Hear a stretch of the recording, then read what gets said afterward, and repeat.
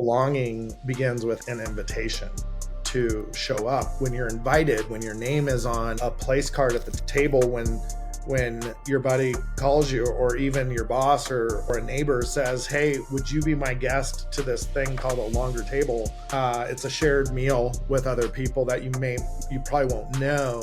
That invitation alone makes a person feel seen. People who may feel especially isolated or alone. And so through that power of invitation, we not only fill the table with a diversity of people, a true cross-section of either a company or a city, but those people show up.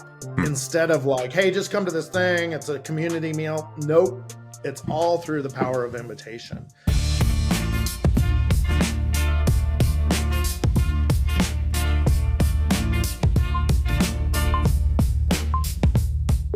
All right, today we're talking to Tim Jones. What do you want to be called? CEO of Longer Tables, or what is it? Oh my gosh, definitely not that. Something more perhaps. I've played with the idea of chief table setter. Is that ridiculous? I Or mean, I does think that that's picture? apropos of what you actually do. Just nobody knows what it means. So why don't you tell us a little bit about about what Longer Fair. Tables does? And yeah, Fair. Well, I guess, yeah. So technically founder, executive director, we're a nonprofit. So, but I always like the more creative titles there. But because one of the things that we do at tables, which well, for the audience, our audience that they know what a table is, but how we talk about tables is a long table that brings humans from all walks of life together to share a meal. And it's a generous table. It's a beautiful table. It's white linens. It's real place settings. It's greens and fruit and vegetables down the centerpiece. A table has people's names on place cards in every setting, and we believe is the most powerful place on the planet. That is really home to all people, no matter. I have a great story about some best friends, but we believe that no matter where you came from, what hood you grew up in, the color of your skin, how much money you got in your bank account, really doesn't matter. It is the great equalizer. mm, And uh, and so we do not allow job titles because you are not your job. So the table is an invitation into wholeness, into rehumanizing people. So when we say, "Hey, welcome to the table," there is no job talk. It instantly equalizes the table. So now, especially in our Western American culture, where we everything hinges on what we do, our vocation, which was never intended. You are not your job. It just instantly equalizes the table. And now all that remains are a bunch of human beings that mm. need to eat. So I love thinking about uh, folks who think they're God's gift and more. And guess what? They either eat or they die. And that is the most human thing. So there's this mysterious thing. Wow, I'm just jumping into it, but there's just this mysterious thing of the table that on multiple levels reminds us, invites us back into our humanity, highlights our need and our vulnerability. And it's actually that vulnerability and need that creates a place for real connection. When we're 42 inches away from the other person across the table and we make eye contact, we're not thinking this consciously. We're not, but we're we're realizing on a much deeper level we are just all human beings. And no matter my judgments or my illusions or my ideas about who this person may or may not be, they are human. And the table reminds us of. Awesome. So uh, you spoke a lot about the metaphor of the table, which is obviously significant and important, and I want to dig into like what's behind, but also that's literally what you do, right? You go and you set physical tables, invite people to meals. Why? I like eating. No, just kidding. I do like eating, Yeah, who but doesn't? uh, yeah, who doesn't? And well, and that's the point, right? We have so few places, Ian, as we've talked about. We have found ourselves at these lovely coffees, uh, and that's at a table, right? I mean, I've learned so much from you over 3 hour coffees when I need to get back to work. We just keep going, and that's at a table. And there are so few places in our world where we can not only slow down, but make eye contact, share stories. So there's so many examples of this, of modern, postmodern world, whatever you want to call it, whatever age we are in. Think about the fire. Think about when we didn't have artificial light.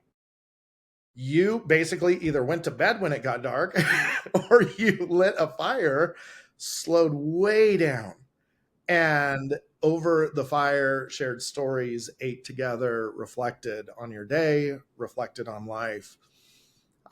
Because of this thing right here, we rarely even make eye contact with one another, much less slow down or be present with each other. Deeply ironic that we're having this conversation on a virtual call as well, I know. given the Yeah, topic. I know. Well, I'm sitting at a table, so at my dining room table. But yeah, in there's just I mean, I'd love to hear your thoughts on this. I practically, physically, there are a few places in our society that are designed for conversation and connection. And we're seeing the proliferation of, well, I don't know if it's the proliferation, but the creation of third spaces where redesigning public spaces, redesigning uh, um, cafes and business offices to encourage connection and opportunities to slow down and see one another. So I love looking at Starbucks, by the way, the evolution of Starbucks, which our friend, oh my gosh, the founding CEO's name, I can't remember. I can't either. It's like the most well known. Anyway, intentionally wanted to create a third space. So Starbucks cafes were full of comfortable furniture and places, seats facing each other and all of that. And then with new leader, Howard Schultz. And then as time went on with other leadership, they wanted to expedite. They didn't want people sitting in the cafe drinking free refills. They wanted to move people, just like that's the flag of America, is keep moving, keep buying, and keep moving, right? And the table does the exact opposite: is don't buy, don't transact, and be present and stay and linger. So that the table, sometimes I wonder, what are we doing? Like, this is so obvious, so simple, but yet it's right in front of us. And very few and the levels of isolation and loneliness are the highest we've ever seen. The levels of mental illness and anxiety and depression, it's a five-alarm fire. Mm. And yet the table and our physical need to eat remains right in front of us every day. I eat 7 times a day. Most of us need to eat 2 or 3. But so that, among other issues, we are addressing the epidemic of isolation and loneliness that Dr. Murdy, our former Surgeon General, revealed a couple years ago, and that has been on the increase now for decades of Mm. this loneliness and separation. So that's So why let me, that's why we're doing. yeah, no, I love that. Let me ask you, like, let's dig in on that because what's coming to mind is like, so you've explained the connection between the table and being the place of meeting, the place of connecting with another person, and that speaks to some uh, base human desire that we have that in modern day culture and society is everything is mediated by a screen at best, if there's even a purpose for human connection involved at all. Um, so I get the connection, but when you go, like, talk to me about inviting people to setting a table and getting people to come out. Are they aware? You've obviously thought very deeply about these issues. Are they aware, or do they see the table and instantly go, "Oh, it's an opportunity for connection," and therefore it draws them? Or are there other ways that you sort of have to get them to the table in order for them to encounter the other and have that experience that you're talking about? That's a great question. No, we sneak attack them. We surprise them. Yeah, a little chloroform and you're all set. Exactly, exactly. Just come into this room and there's a table. It's a great question. From the beginning, we've been setting tables for 12 years. And one of the intentionalities or the secret sauce or the approach that we use is through the power of invitation. This is something that was modeled to me and something that I look throughout my life of some of the best leaders in my life. There was always this posture of inviting me into something. So I like to say belonging begins with an invitation to show up. When you're invited, when your name is on a place card at the table, when your buddy calls you, or even your boss or a neighbor says, hey, would you be my guest to this thing called a longer table? It's a shared meal with other people that you probably won't know. That invitation alone makes a person feel seen and Hmm. like, me, you want me? And so when we set a table, say of 100 people, we have 10 co-hosts that represent the diversity of the city. These are people that already understand what we do. They're passionate, they're hospitable, they're inviters. And we tell them, hey, invite 10 people from your world. And people that would not necessarily ever be invited to this, people who may feel especially isolated or alone. And so through that power of invitation, we not only fill the table with a diversity of people, a true cross section of either a company or a city, but those people show up Hmm. instead of like, hey, just come to this thing, it's a community meal. Nope, it's all through the power of invitation. And so we only see like a 5% attrition to our table gatherings. So there's safety in invitation. Since you know me, you trust me, there's safety in that. I'm more likely to show up to something where I have a buddy. I know that Tim's going to be there, so at least I know Tim. But it is really, I realized this several years ago. What we are doing is very high challenge. This is difficult for many people, especially as our social emotional skills decline after the pandemic, right? These conversational skills, meeting someone you don't know, eye contact, how do you start a conversation? Really basic things, but we take their hand and we guide them through the entire process, starting with that invitation, leading to being greeted at the door, being welcomed, full instructions over email or through their host, and then they arrive and their name is at a place at the table. They don't have that awkward thing where I gotta, where should I sit? Should I sit next to my buddy? Should I? Nope. We just take that away. And then we tell them there's no talk about work, no job titles, and we just want to experience the real person, the true self. Hmm. And and somehow I'm going to answer your question. People feel safe enough to be at that table. And so we walk them into this experience where they feel safe, and everyone knows, like, okay, it's a community, it's a potluck. Let's use the old school word potluck.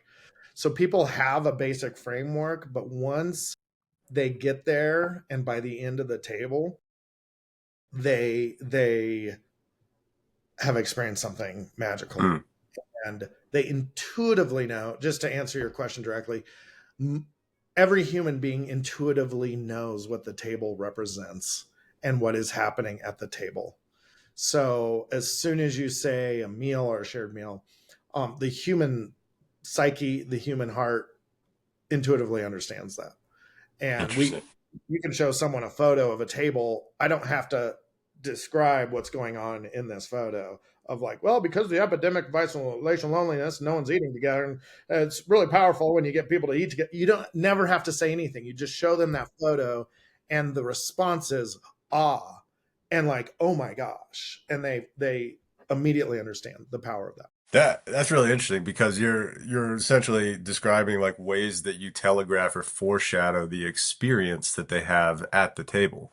But the reason I asked the question is like so many parts of life. I mean, you was reading some, I think it was like Wall Street Journal article or something about how hard it is to plan a party because everybody RSVPs yes and then bails at the last minute.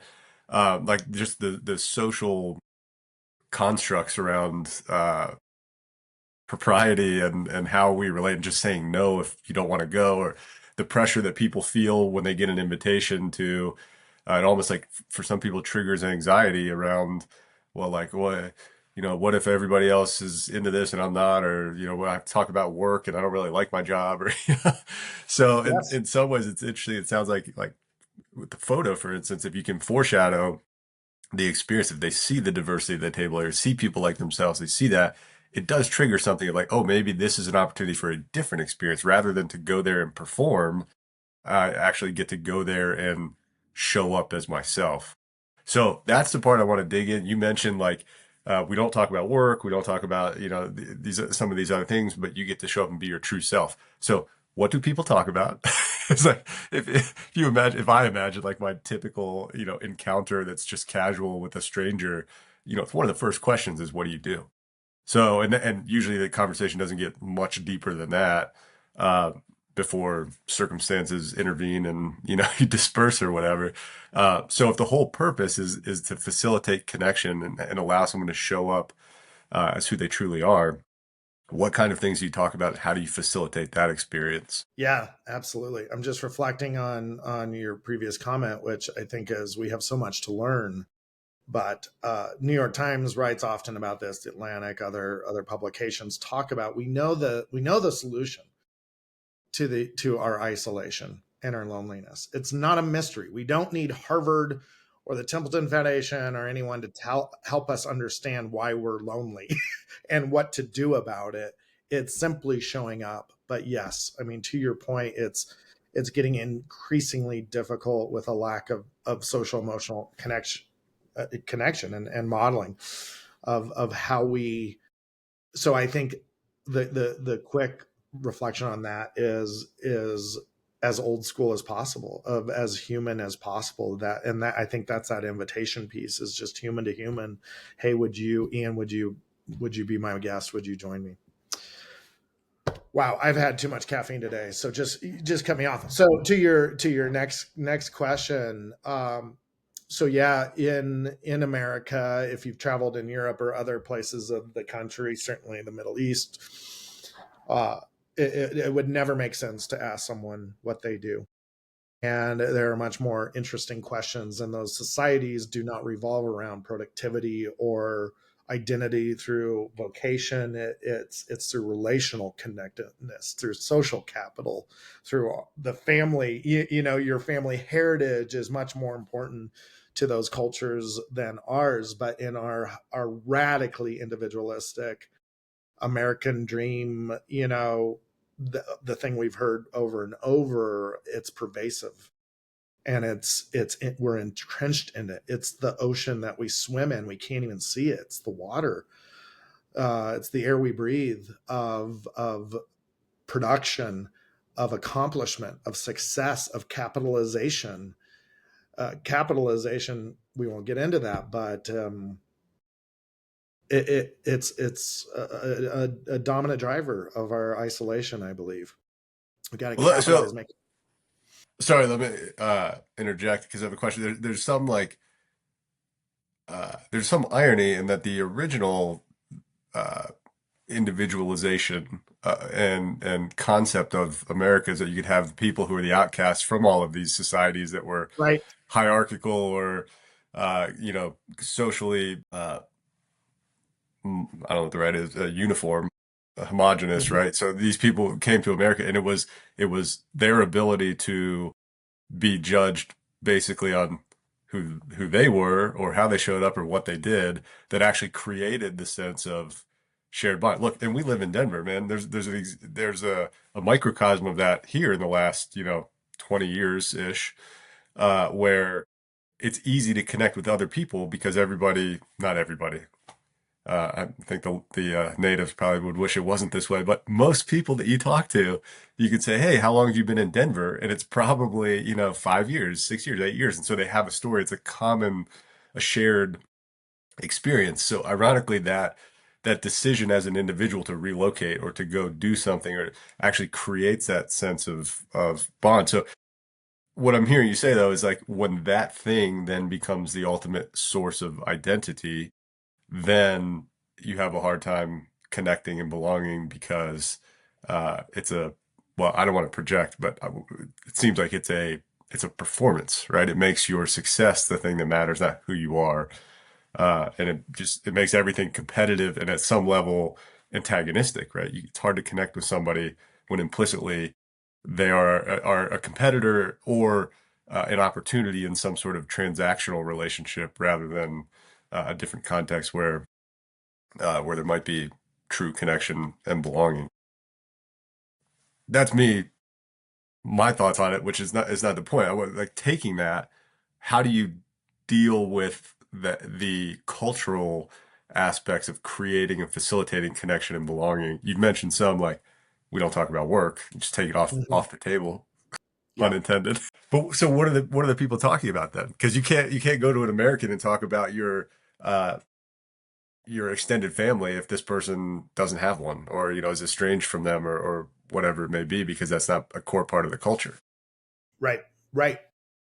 Absolutely. So we have conversation prompts at the table, and we've crafted these prompts. They're very simple, written on blackboards at the table, handwritten, by the way, which someone pointed out the other day, which was connected with them. Um, and these questions have several things that they're doing. They're really designed to invite and initiate storytelling. Stories are nuclear. Stories are powerful. You cannot argue with someone's story. You can't say, no, that's not, you didn't really experience that. So stories make meaning, stories identify ourselves. All the levels of story that's happening at a table help us fundamentally connect, because at the end of the day, regardless of, again, our class, our skin color, any of that, at the end of the day, we are all living a human experience. And and the second part of storytelling is inviting the truth and inviting parts of our stories we rarely have opportunities to share with us. And what these stories do is they humanize us. So again, like we've talked about, the speed of life, of individualistic culture, of productivity, we're labeling people in that speed. We quickly assess where people are on the social hierarchy and what use they are to our needs and our pursuits. And so the table just eliminates all that, slows us way down. And then one of my favorite questions at the table is, share about a memorable meal from your childhood, which I have seen people tear up when I ask them that, because they've never been asked that. No one cares. And so what? But oh my gosh, sharing the story of a meal from your childhood, it's actually a pretty dangerous question. I mean, if someone had a traumatic childhood, that could invite some really dark memories and hard memories to bring up. But so for most of us, when we start talking about our childhood, share about your best friend as a kid and what connected you. Like, people light up. They like get to go back and think about.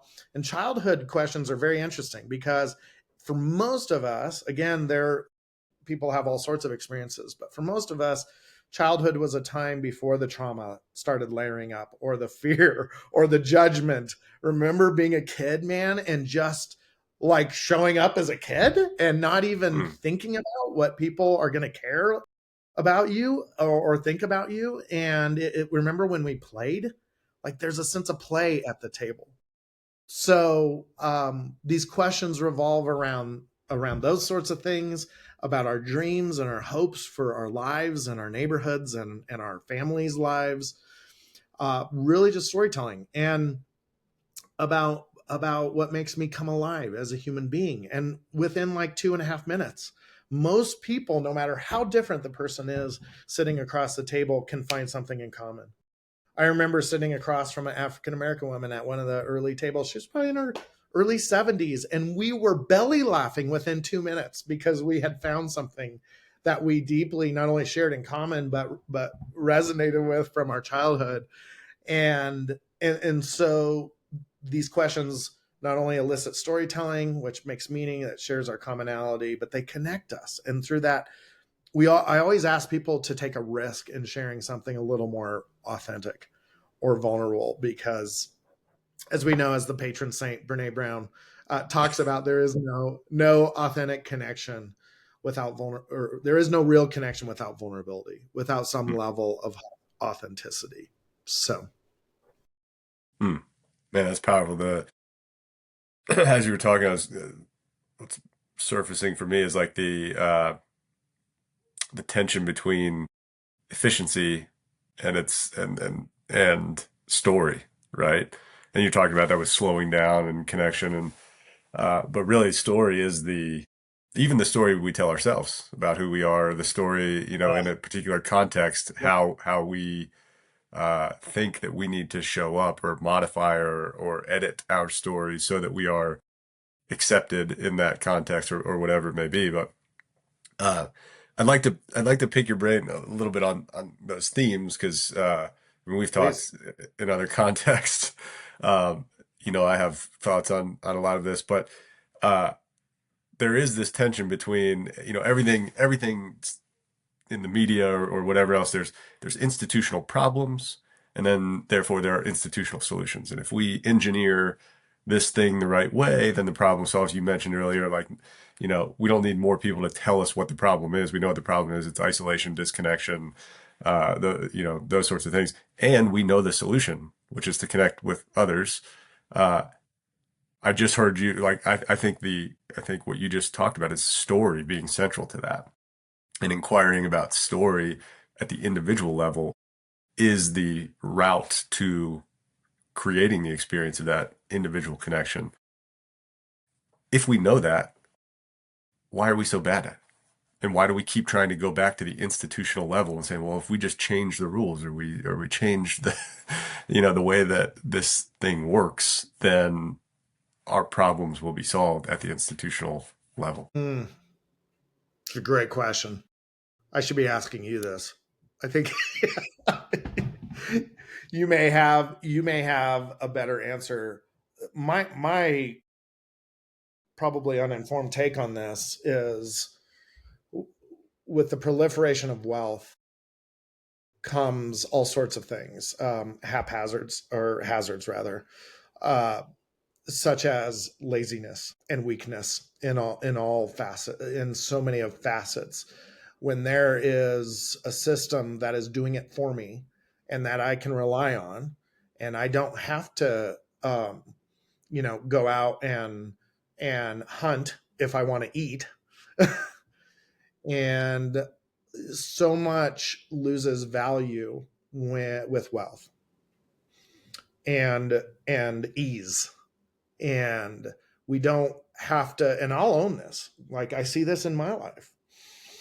And then there's the lies around social media, and the companies making billions of dollars that have an incentive to disconnect us and promise that they're going to create connection, but really all they're doing is creating addiction to ease and a service that promises fulfillment and satisfaction, which in fact it's actually doing the very opposite. So man, it's a really scary world when I've traveled to third world countries where life is anything but easy.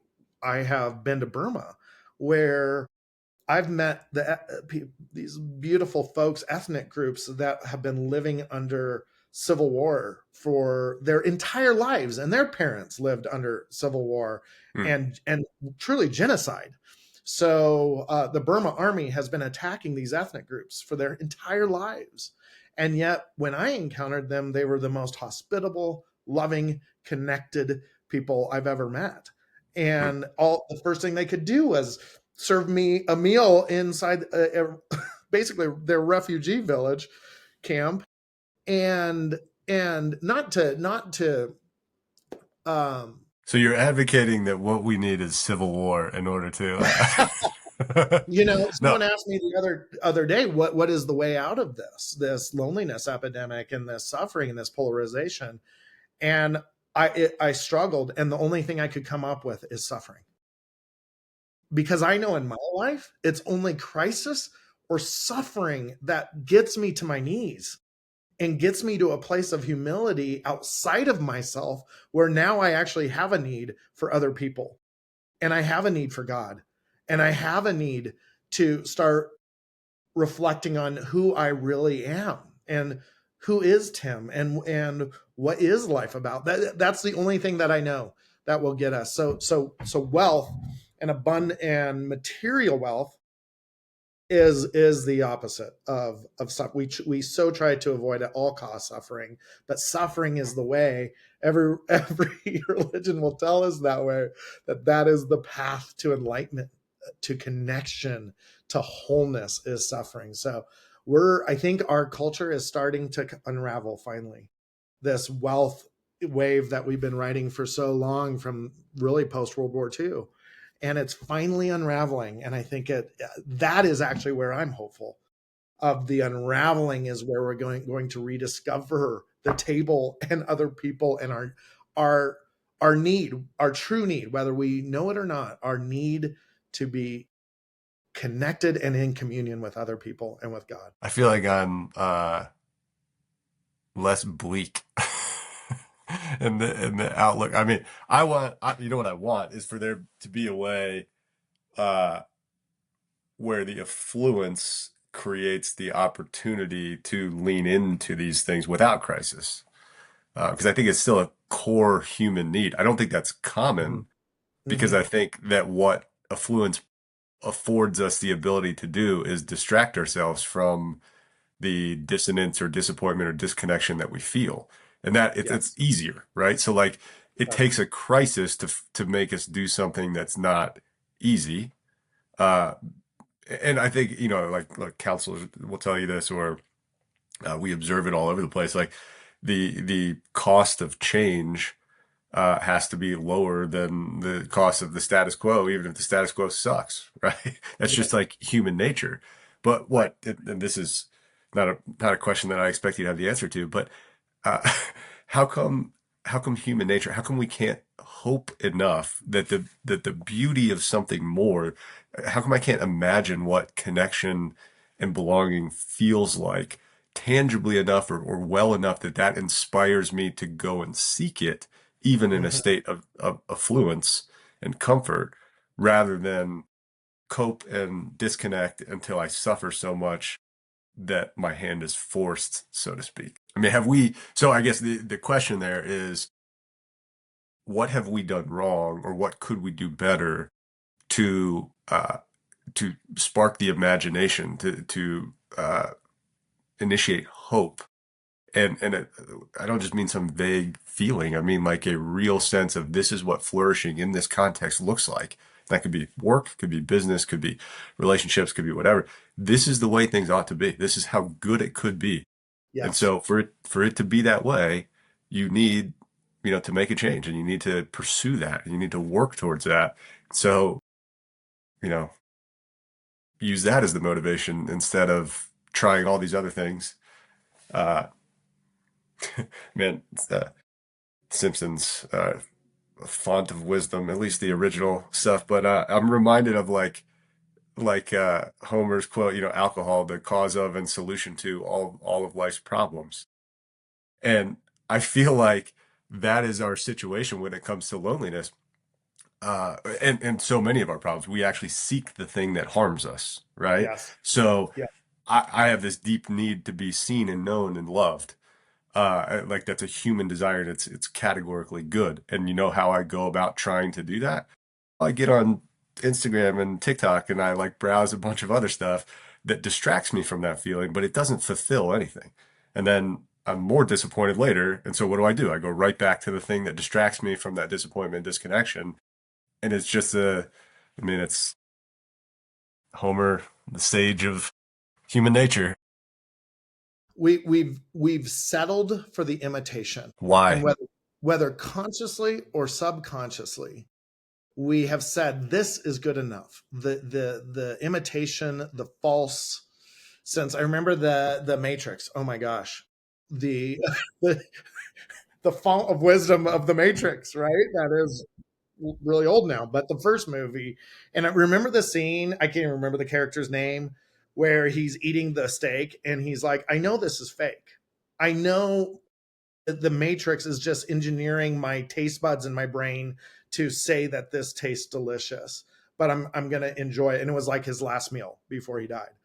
And I'm like, oh my gosh, that is what we are doing. And of course, all we're talking about is the Matrix, is a fabricated system bent on consumerism, right? And materialism that says, well, at least you can have something that makes you feel good, even though we all know it doesn't. But the lie is it's gonna get us there.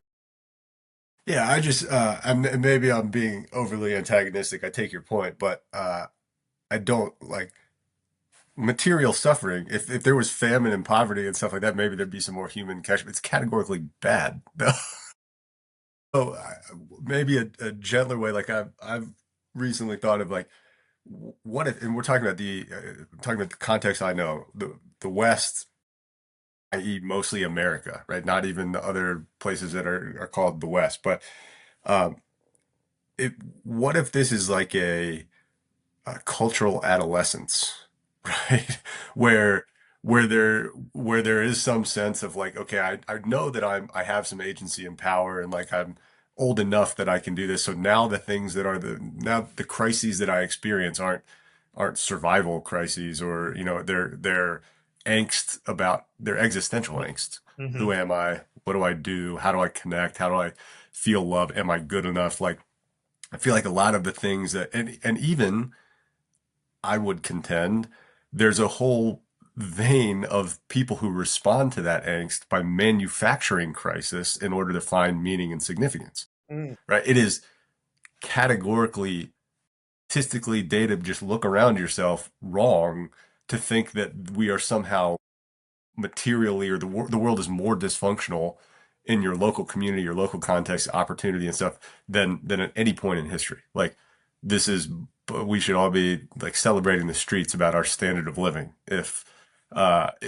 we had any context for it, but we don't have a context. Sample size of one, we have our story, and so we feel like, oh, let's, I'm going to go be an activist for this thing or that thing or that thing. I'm going to dedicate my whole life to that. And I'm not saying that's categorically wrong, but there is an impulse to it seems like there's an impulse to manufacture crisis and in order to find some meaning and significance rather than to accept the blessing and hope for more, or hope for extending that blessing or expanding that, but stewarding that blessing. And it's to me, that just sort of like, as I think about it at the cultural level, there are explanations for it. Like, okay, what are the choices and the institutions and the things that have happened to create that culture, good and bad. But then I'm also like, the solution isn't necessary. It's not a true solution in the sense of it's a net improvement to say, uh, when the whole thing comes tumbling down. I mean, listen, man, that's like Fight Club, right? That was, we're gonna hit reset and we're gonna, bring down all of society. And no spoilers, but it's not the best. I wonder what was going on in the '90s, because there was that movie. Was it called Crash? Was that it, in LA? And it was about a corrupt cop.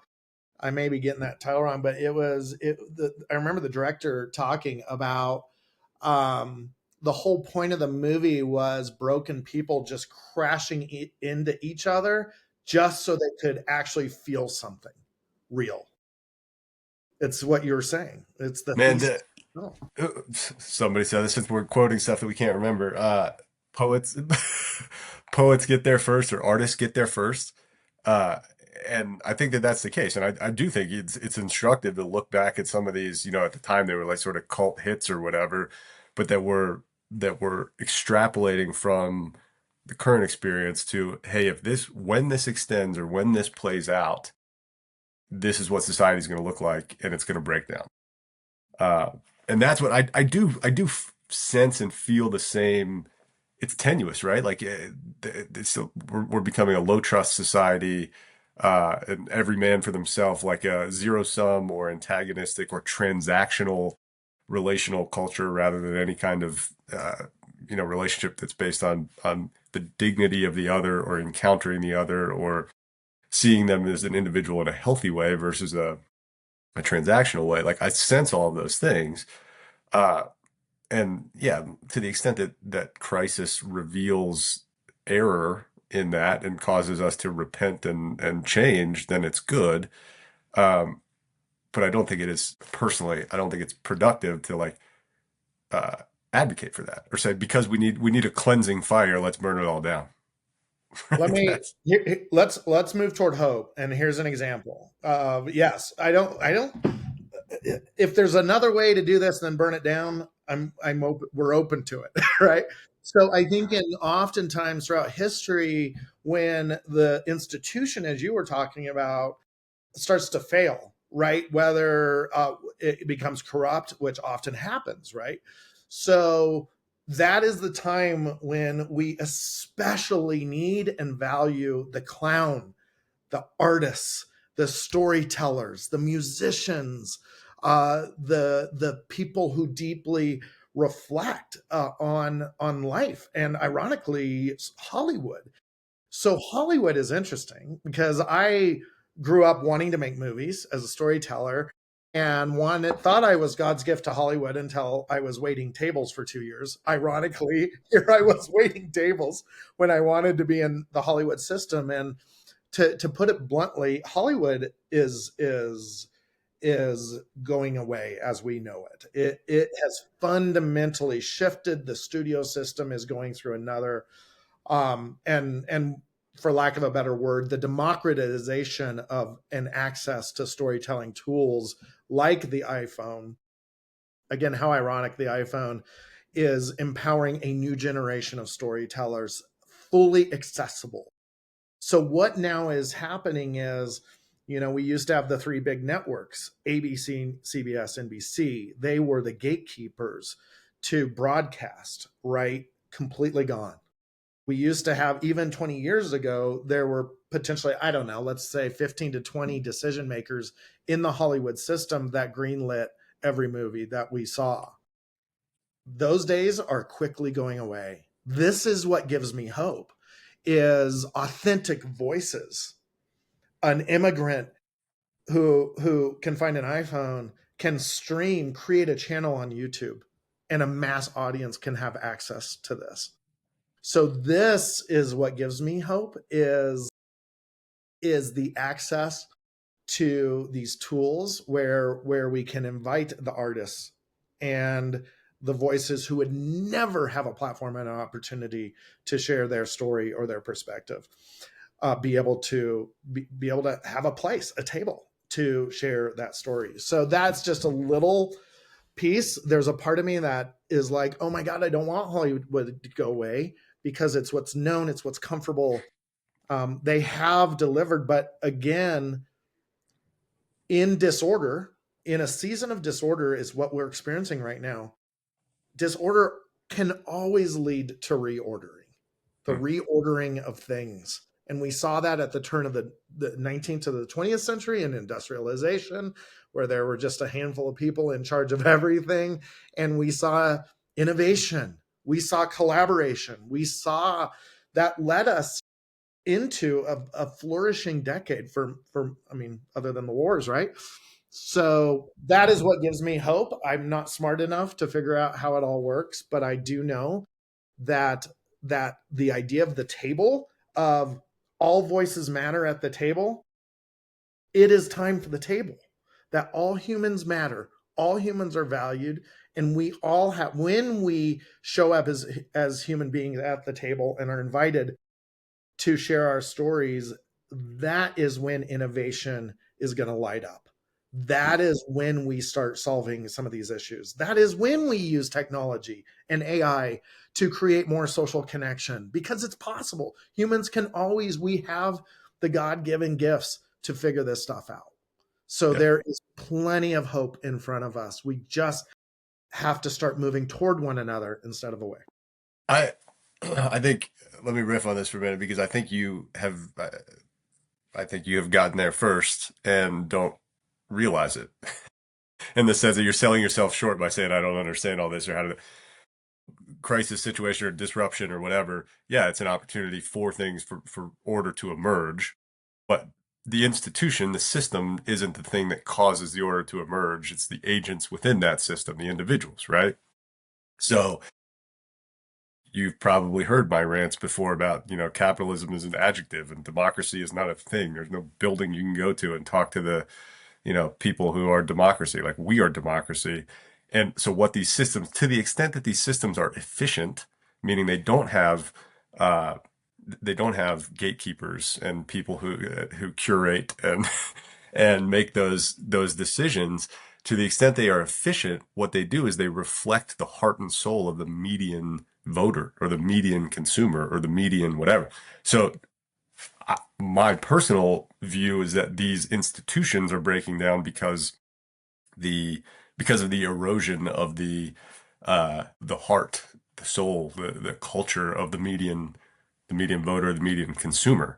And these systems aren't dictating. Yes, I mean, there's feedback loops, but what they're doing is reflecting like capitalism gives you what you want, good and hard, right? And if you choose disconnection and you choose uh, the distraction instead of using the affluence that you have to pursue something that actually satisfies, there isn't somebody there who's on a moral panel saying this isn't good for you, we're not going to give it to you, right? We have decided as a culture, no, if you want it, great, here it is, right? And that's why 2 blocks from here every day there's somebody passed out on the sidewalk who's chose to completely check out. And as a society, we've looked at him and said, you know what, it's not good for you and it's not good for the other people, but hey, you make your own choices. Like that's a type of radical individualism that's not good for anybody.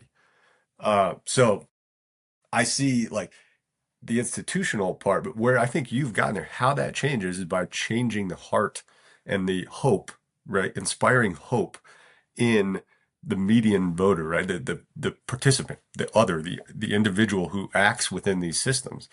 And how do you do that? You do that through an experience of relational connection and belonging that you are deliberately creating. You are working to facilitate and to create for others because that knowing is like at an epistemological level has to be an experience of being seen and known, of feeling that connection, which doesn't happen in our modern culture apart from places like the table, apart from situations where somebody's looking to tell me your story, not tell me which of these categories you fit into at this statistical model level so that I can figure out where you place in the economy or on the political spectrum or somewhere else. So I think you actually are working on the margins, on the front lines of it's like a quiet revolution of giving people the experience that triggers and initiates hope so that they can begin to relate to others differently. And if this spread and played out to where people were seeking connection and belonging, like true experiences of connection and belonging rather than transactional encounters, then democracy would look radically different.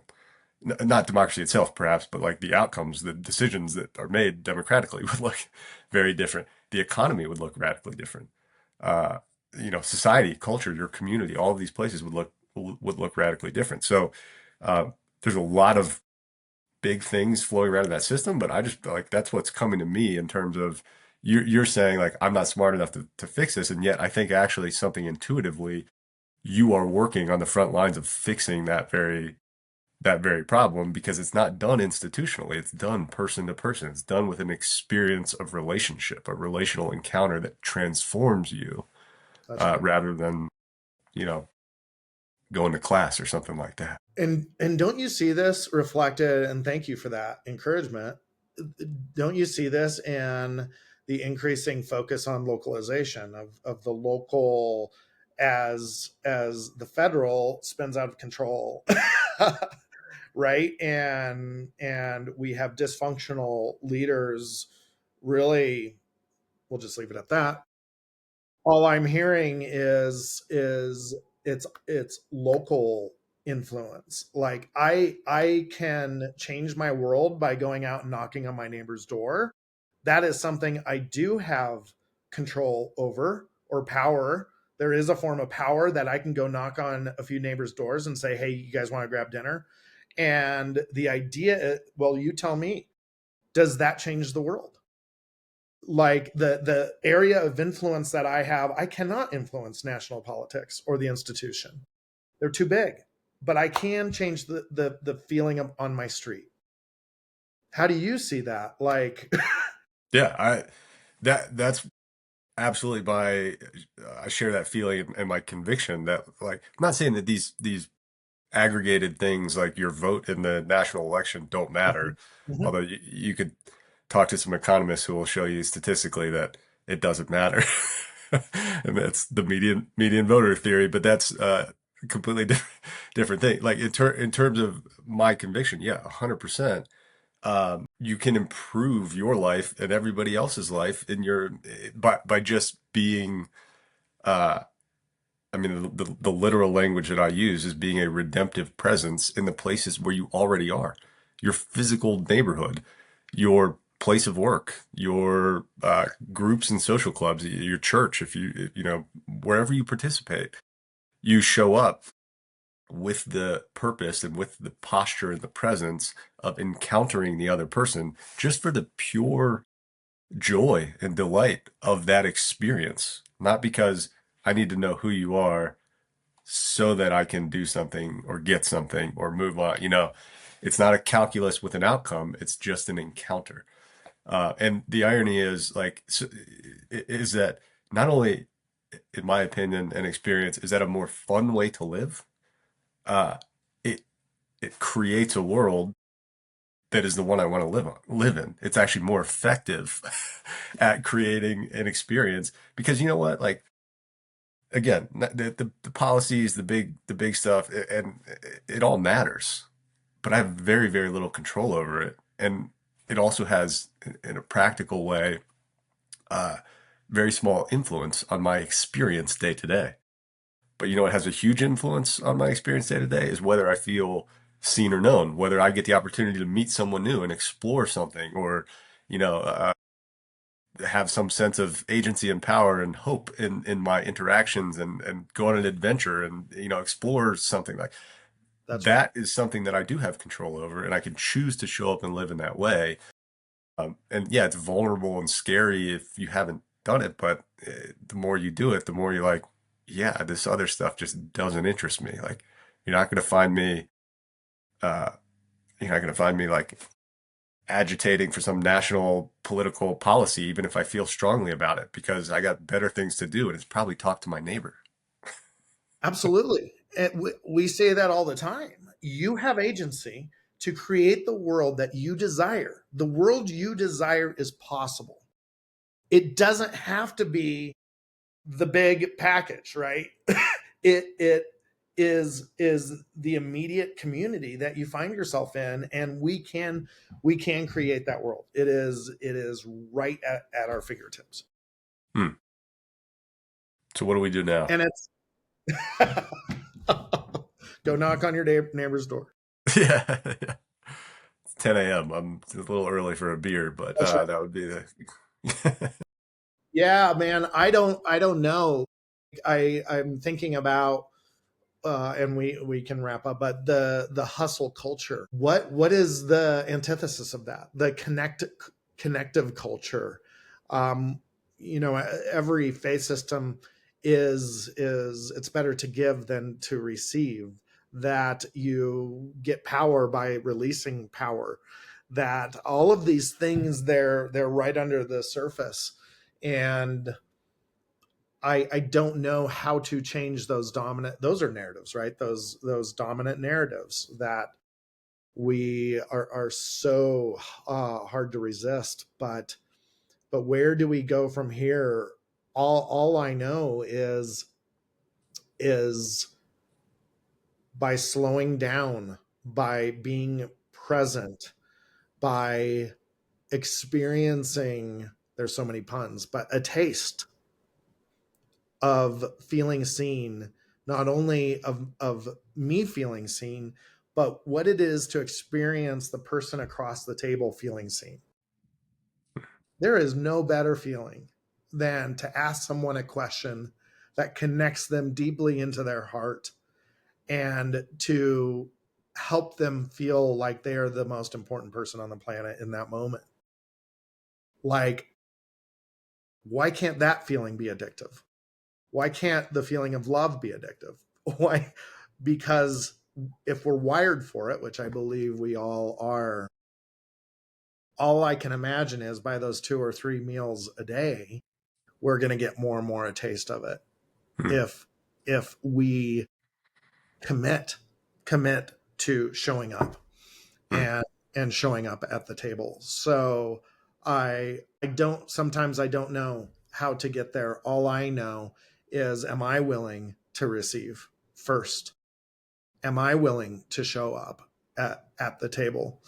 And by doing so, one meal at a time, co-creating a world um, where increasingly we rediscover one another and the humanity of one another, and that sitting around the fire is not only the means to the world we desire, but it we know it's the end goal. You know, we say, well, when I retire, I'm going to go on trips with my loved ones. I'm going to enjoy. I'm going to eat. I'm going to slow down. Well, the table invites us to do that now. It's not only the end goal, but it's the means to how we get there. Hmm. So that's the invitation. Yeah, love that, man. It's there's some inherent tension of like, yes, well, why can't we just start doing that? If we haven't experienced it, if we don't know it, then you don't know how. But also, it's scary and vulnerable and all those things that we generally try to avoid. And it does. It's, I mean, like any addiction or coping mechanism or what have you. It like the more you practice it, practice makes permanent. So when we don't show up fully at work or we don't show up fully in these other contexts, we're ingraining habits that make it more and more difficult to show up that way in the rest of life. So uh, I I think, I mean, hopefully it's encouraging to you, like creating those contexts so that people have that experience that ignites hope. Is like that is what we do. And what would the world look like if we approached every sphere of life, not just the table, with that posture? What if I went to work thinking about like, I get to do this and I'm excited about doing this, and because it will create connection and belonging for others and for myself and create flourishing that can be enjoyed. So the what I've been reflecting on lately a lot is like the end goal of what we're talking about is not a new way of behaving. It's a transformed way of being, and that's very difficult to accept or to understand, or even to like, what does that mean? How do I do that when you're fully engaged in doing something else? Yeah. Well, this is leadership, and all of us can be leaders.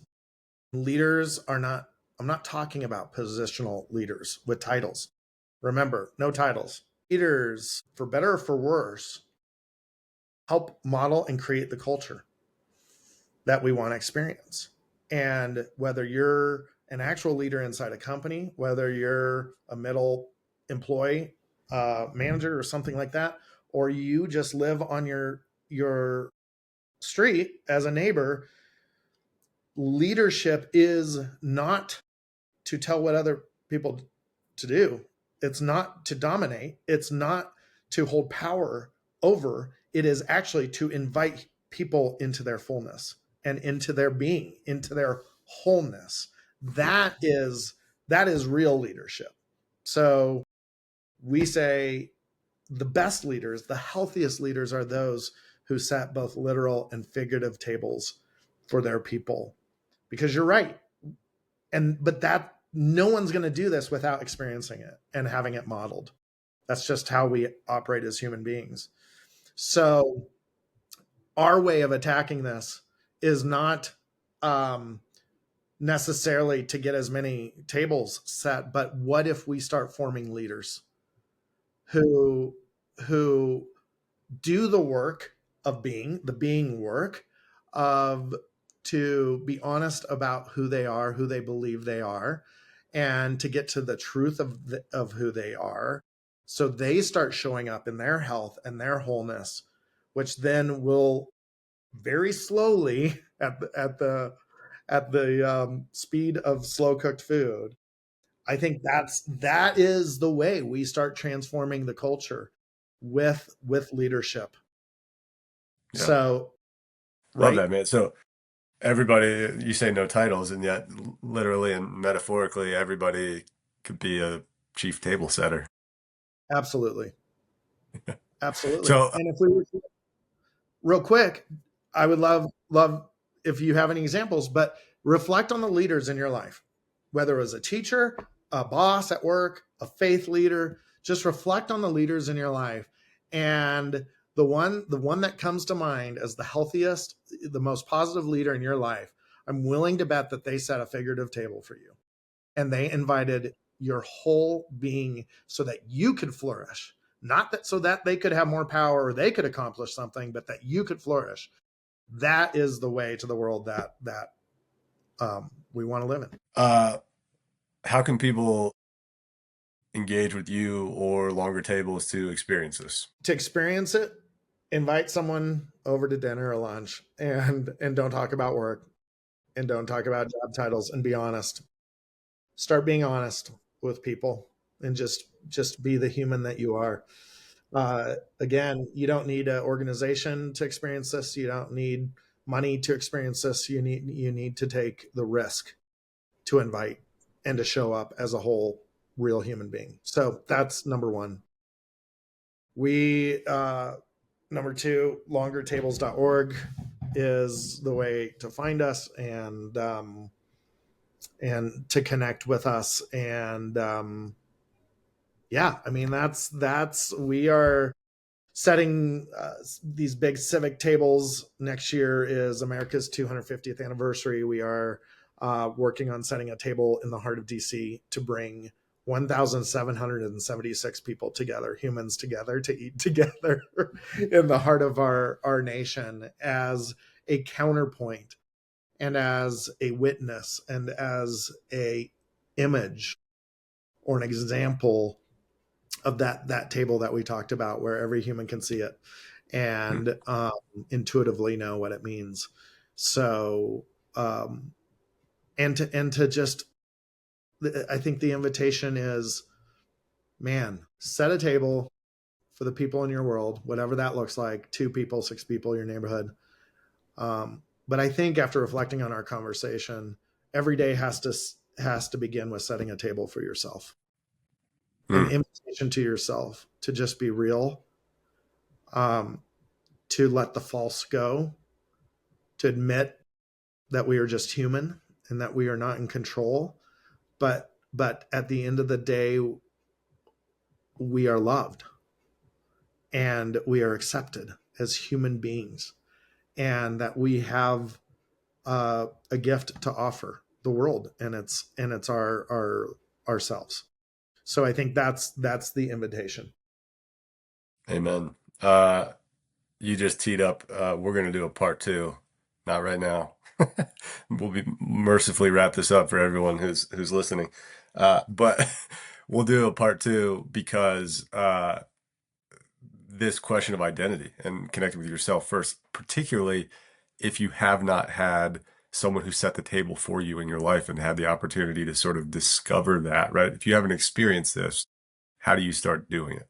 And I can see or expect we can have a good conversation around how the Mm. problem self propagates and sort of metastasizes through time and history and culture to where everybody wants this, but going back to the surveys, so we don't need someone to tell us how to do it. We need to experience how to do it. And so if there's an identity question of encountering yourself first, in order to be able to share yourself authentically and wholly.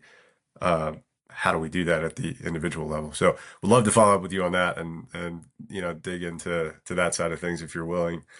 But for Yes, now, all that's right. the Well, root. as soon as we stop here, we'll schedule that. But Tim, thanks for being on, man. Appreciate it. Thanks for your thoughtfulness and just your friendship, man. Love sharing the table with you. Yeah, love you, buddy. My name is Ian Crawford. I collect untimely ideas, build frameworks for living with purpose, and coach executives on redeeming leadership. For more conversations, our email newsletter, and topical collections of untimely ideas, visit our website at untimellyideas.com. Until next time, hustle less, hope more, connect more deeply.